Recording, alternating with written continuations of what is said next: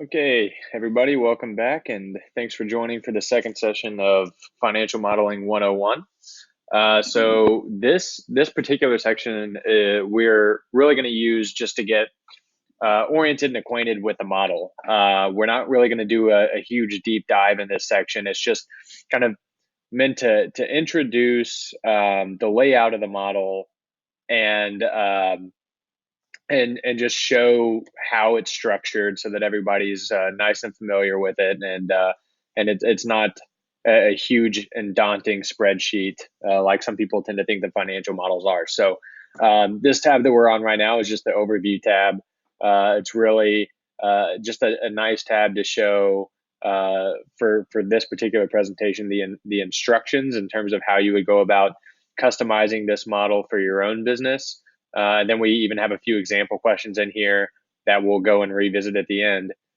Just types of questions that building a financial model can empower a founder to answer. So we wanted to include that here. But typically, it's good to have just a tab within the financial model to outline what's in the model. It makes it a little bit more user friendly for investors and easier to navigate, which is important with Excel based financial models. In the tab directly to the right here, we have the Assumptions Calcs tab. So the idea for this tab is this is where we outline all of the assumptions that tie into our revenue growth. These house all of our expense assumptions. It has all of the conversion assumptions. And so it's really just a repository and a calculation tab for all of the assumptions that drive all of the output of the model. This is actually something that's really important, and it's a critical component to financial modeling. You'll see that we've got certain tabs here that are a different color. So in our model, it's a green tab with black bolded numbers in them, and the purpose of them being a different color is just to show the user that these are inputs. The purpose of these cells are to be changed, and you can change these cells, and this is how you run scenarios in the model is by changing these cells. And then everything that's not green and black, that's going to be a calculation. So ideally, you wouldn't want to change anything in the model that's not the green and black. Everything that's not that is just going to be a calculation. So just to show you how we formatted this, we've got our year counter at the top here. This shows the number of years in the model. So if I scroll over to the right, you'll see that here at 13 months, we're at 2 years. So this just keeps track of the number of years that we're forecasting. It's got the actual year that we're in. So the forecast year right now, we started this model at January of 2020. And then we've got a month counter that counts the months as well as the dates here. So we have panes frozen right here so that you can scroll to the right. You can scroll down. You're always going to see the date. You're always going to see the sides of the model.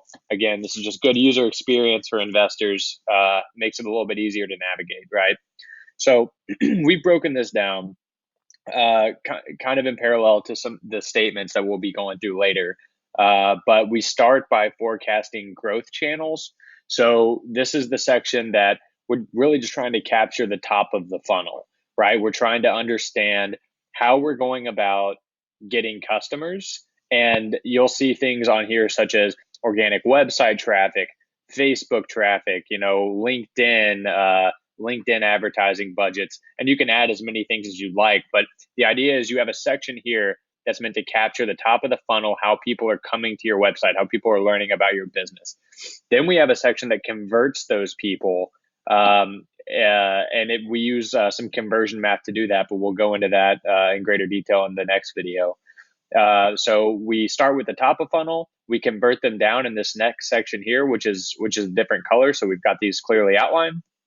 Then we have another section that's products and pricing. So basically what it's doing is it's saying, okay, now that we've converted all of these users, how do we break these out into our different product tiers, our different pricing tiers? And we have some assumptions around that. And then we go down into our expenses. So these are things like the people that we have employed in the business. This is like hosting costs, payment processing, rent, yada, yada, yada. All of the different expenses that we've got here, we have them all outlined here.